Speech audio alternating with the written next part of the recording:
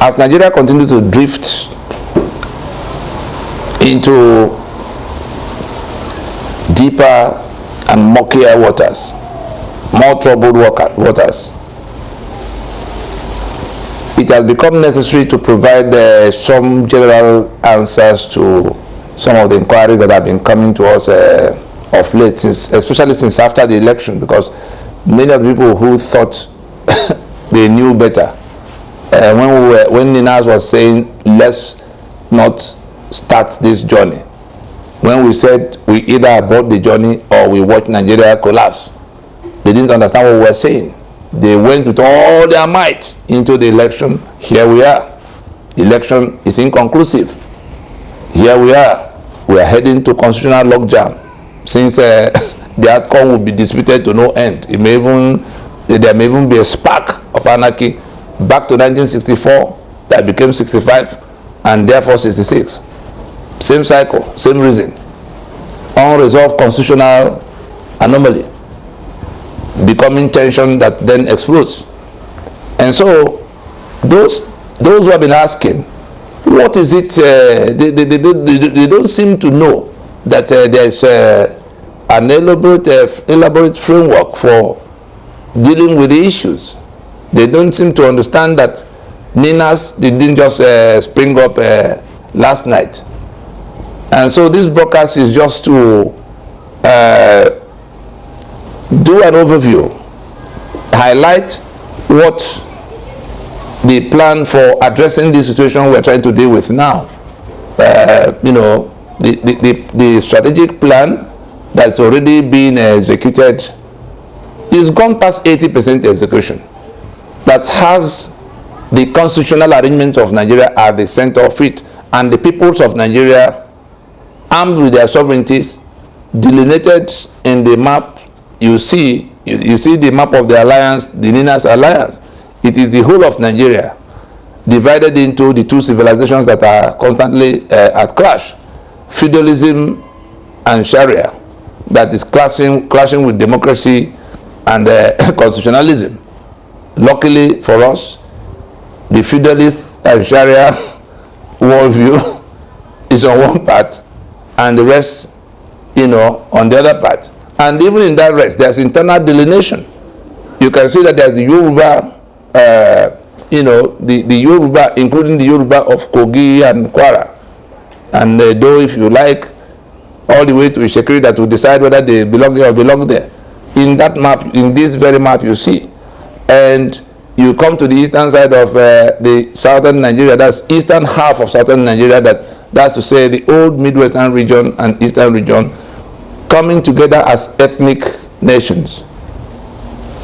The Bini Kingdom, the Urobo, the Anang, the Efik, the Ijaw, the Igbo, and all of them in that block, federating as a, you see the map of the 1885 map of the Lower Niger. This was what the British took to 1914 in the amalgamation with the rest of the country. And so what is left when you remove the Sharia belt and the Yoruba block and the eastern half of southern Nigeria is the middle belt, the territory you call the middle belt. And that middle belt includes the southern, the predominantly Christian fringes of the southern belt of that Sharia territory. So you go from Chibok area in Borno to the extreme right, all the southern Kaduna, you go all the way leftwards until Zuru in Kebbi to the border. So all those Christian communities in the states Nigeria created by brigandage, all those are in the middle belt. So let nobody think that southern Kaduna, because it's in Kaduna, is now in the Sharia North. No. Or that Chibok, because it's in Borno, is now in the Sharia North. No. The process we deployed first went to look at what is on ground. We spoke to the people across all the language groups from the Atlantic coast all the way to our borders with Niger Republic and Chad and Cameroon.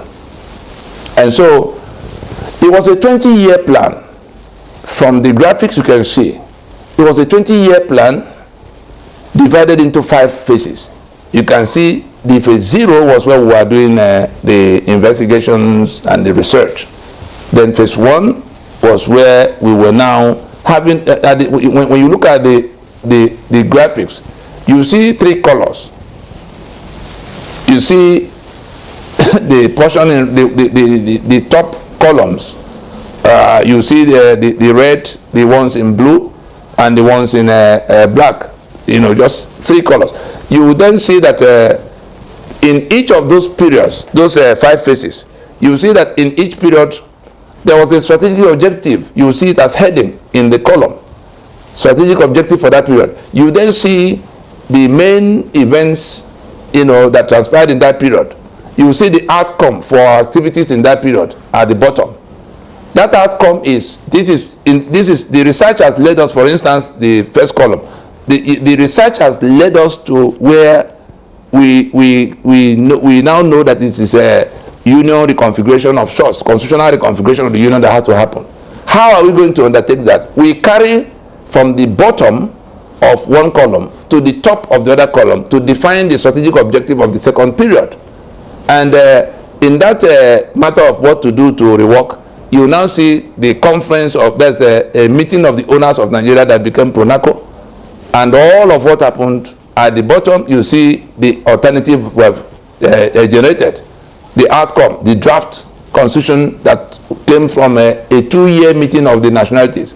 You carry from that outcome to define the next phase at the top. How do we dismantle what was there before? That's where you see the suit in 2007 going to court, and all the things we did with those who were making all kinds of OPC, matchup, and everybody. You know, we come down to where we have now found common ground to dismantle that constitution itself. And in the next period, you saw the suit challenging the basis of that constitution. In that order, you come to the bottom, you see an outcome that is carried forward to the next phase, and you do all the things you need to do in that next phase. It comes to an outcome that you further carry forward. Just so it looks like a zigzag. You come from the top straight down, then you make a turn to the top of the next column. You come straight down to the outcome. You cross the line, go to the top of the next column, come down to the outcome. Cross the line, top of the next column, come down straight.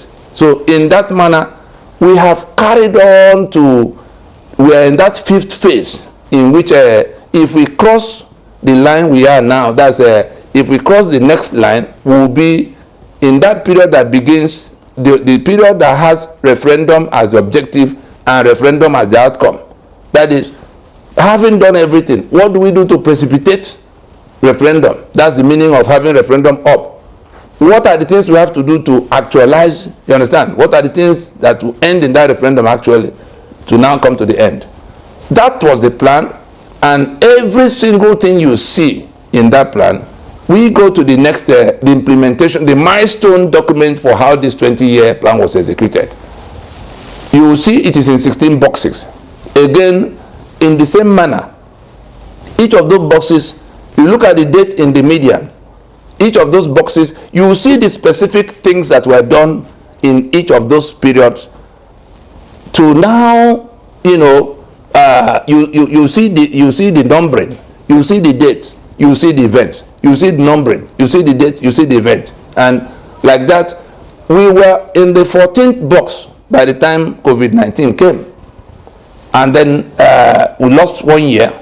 In the period between 2009 that became 2010, again, because of the passage of Umaru Yar'Adua, there was some slowing down to help stabilize things before the, you know, otherwise, if we didn't do that, the forces that are opposed to the changes we are driving will drag us further into the pit. And so, having lost those almost 1 year, you know, apiece in each of those periods, the overall design of the project came short by almost 2 years. Quite apart from the mischief we suffered from people in government house and the political actors that always wanted to go to election, and the ones who were doing the Biafra of scam, you know, and the urban nation that had no design for how it would be. because we centered what we were doing around the constitution that claims we have submitted our sovereignty, around the constitution that, you know, puts us in 36 states formation, around the constitution that says we agreed the 68 items that will be on the exclusive list, and we said no, our signature cannot continue to validate the union of death in the manner represented by that constitution. So that became the central scheme of what we set out to do. When we take a close look at on our website, all these things are there. People who want to really examine them, because we're discussing life and death now for millions of people. The people who have education, who have the capacity to go and look at these things and interrogate them, question them, and find out whether these things did not happen on the dates, because they are all documented publicly. All the major TV stations have the videos for when we were doing them. If you, for instance, you want to, when you hear Solemn Assembly of the Peoples of the Lower Niger, get on YouTube, type it out, and you see the human beings you can identify in the place where Ijo, Ogoni, Anang, Efi, Igbo, having been discussing, that was 2015, having been discussing since the days of Pronaco. Everybody on his father's soil, small Ogoni, small Ishekiri, medium Urobo, medium Ijo, big Igbo, medium Anang and Efik, and all of that, everybody on their father's plot. We say the right to self-determination accrues to everybody, big or small. What we are doing is the only thing that offers everybody across board the recovery of their sovereignty, so that they can enter into fresh protocols as they decide. That's the meaning of self-determination. You can't demand self-determination for yourself, like the Biafra restoration bandwagon seems to be saying. You can't desire self-determination for yourself and not recognize that your neighbor, as small as he may seem, or as different as he may seem from you, or as similar, not even different, similar. If Ikwere say they are Ikwere, they are not Igbo. They are on their land. The only thing you need to do, can our people continue to trade together? Can our people, can we agree on the sanctity of life amongst our people? Can we agree on a union of equal partnership amongst our people? Can we agree on equal civilization, equal opportunities? Not as long as we're able to exclude, anything that compromises the sanctity of life or equality of men. The other things are very easy. The common moral code can now be generated very easily. Everybody wants education. Everybody wants housing. Everybody wants, healthcare for himself. What are the things standing between us and all those things that other people have taken for granted for many centuries? It's because we have not discussed the terms of our. So how do we go from where we are being held against our will by force of decree and gone? Union at gunpoint, as Professor Akinwale would describe it. So it is the process of taking things from where we met it in 1999 to where we want it to land 20 years after. That has been, we are more than 80% done. The only reason we haven't concluded it with a matter of new configurations that may be federation, that may be confederation, that may be defederation. If, for instance, we can't find answers to Sharia, if we can't find answers to feudalism, it will be a continuous clash of civilizations. No union can, Sharia cannot cohabit with a constitutional democracy. Feudalism cannot cohabit with democracy itself. And so, if the rest of us, according to this map, if the rest of us, agree that it has to be a union of sanctity of life, a union of equality of men, and a common moral code that provide equal opportunity for everybody in the 21st century union. And so it's just a matter of we separate the grain from the chaff and work out the arrangements that will carry everybody. Everything will be decided by referendums and then plebiscites for the borderline cases. So these are all the things that when you go through those 16 boxes, you will see step by step. If we did not summon, if Nadeko did not do what he did, the soldiers might still be there for all you care. If Pronaco did not call a meeting of the owners of Nigeria, or the ethnic owners of Nigeria, we probably will not have basis of going to, launch the onslaught against the constitution in 2007. The legitimacy basis of that constitution was what we went to court to challenge, and Nigeria had no answer for it. Since that time to now, we are now working. We have just finished with the processes of legitimizing that constitution. That constitution is dead.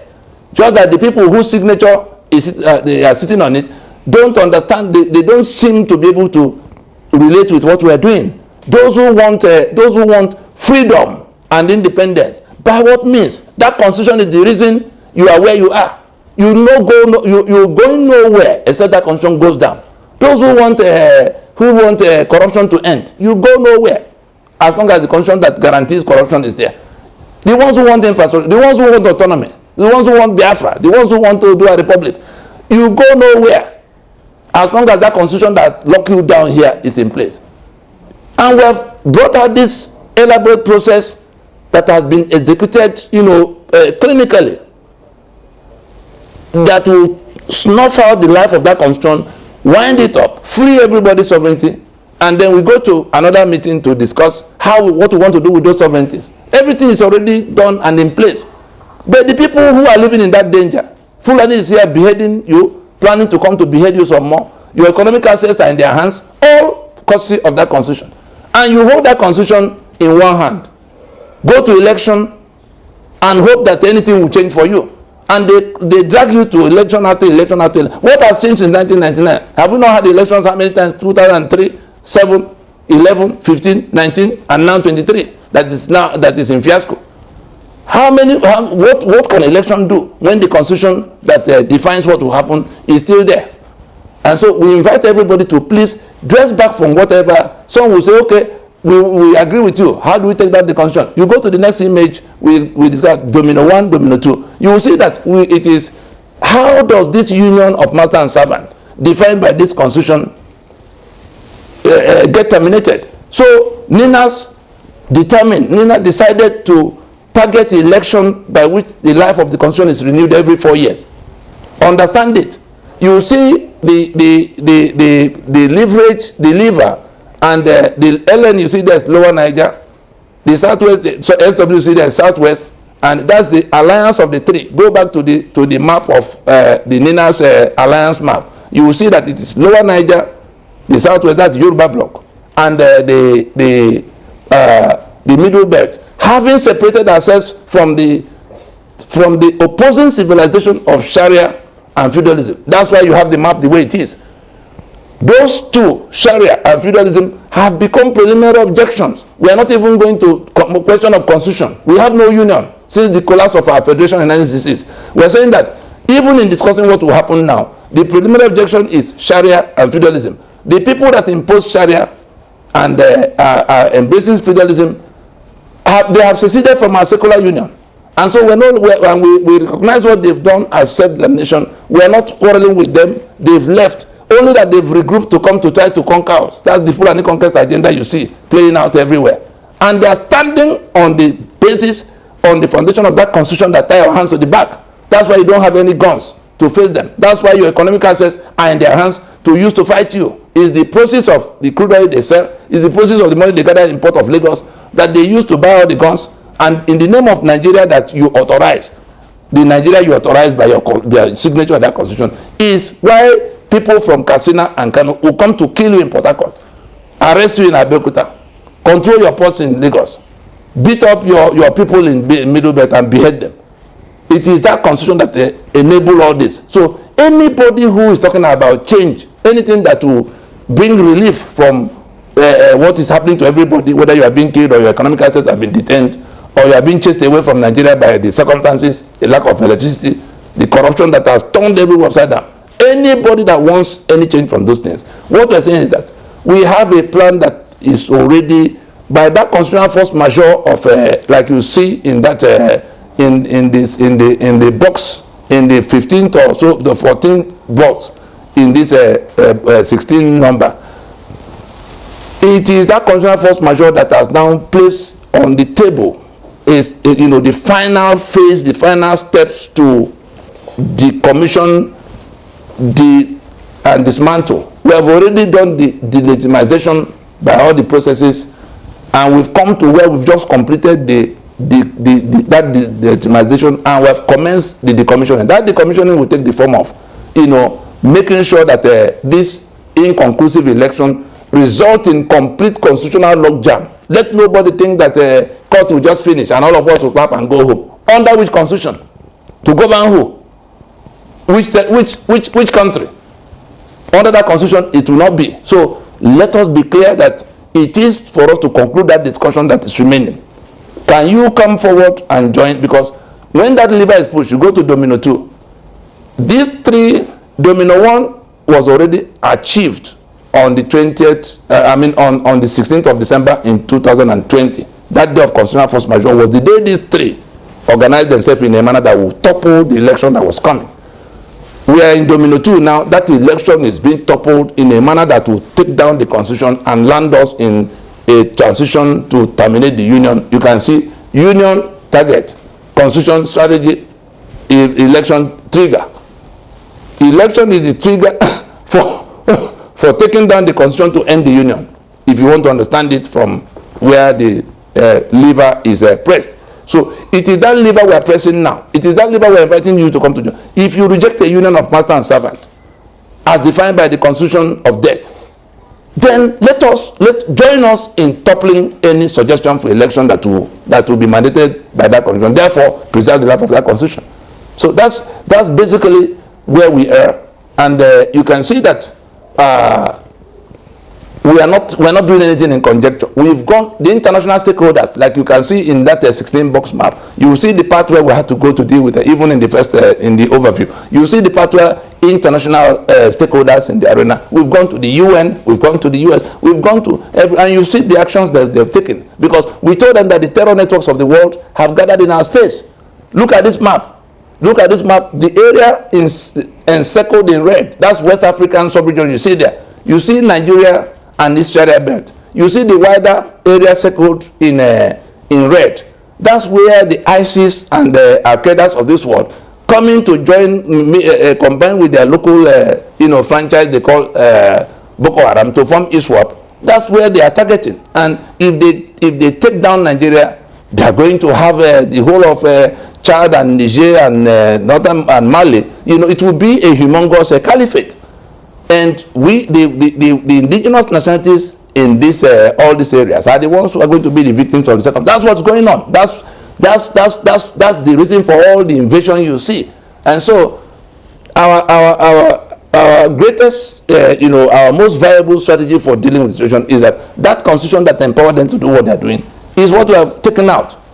If enough of our people with education can just pay attention and become a part of that discussion, become a part of the actions that will lead to the conclusion of the matter. We are already done with everything. We are going to have fresh protocols that can be federation, confederation, or non-federation if we can't find common ground, especially around the issues of clash of civilizations. I think it just needs. By the time we look at these images, we go to some of the videos in the website, ninasvoice.org, we're going to see all of how it's not nuclear science. South Africa, Mandela and co were fighting for 11 million blacks in South Africa. We are dealing with something that in the first instance will touch 150 million people and a lot more. What happens here will determine the fate of the black man, whether they're on the continent or across the Atlantic Ocean. If we don't solve this, forget Africa. If we don't solve this thing we are discussing now in the manner we have already, programmed it to go, which has gone more than 80%, you can be sure we'll go to Somalia before we come back to the discussion. But it's avoidable. I know that we've gone past where all these little forces of people who jump into government house and begin to run their mouth can overtake us. We are well able, and we're stronger and better organized than them. If anybody is in doubt, click Nigeria Unity in the Balance on Google, search on Google the title Nigeria Unity in the Balance. Go to pages 45 to 55 and see what other people said about what people who paid attention in time began to say about the situation that's unfolding before you. Nigeria Unity in the Balance, a 2013 report.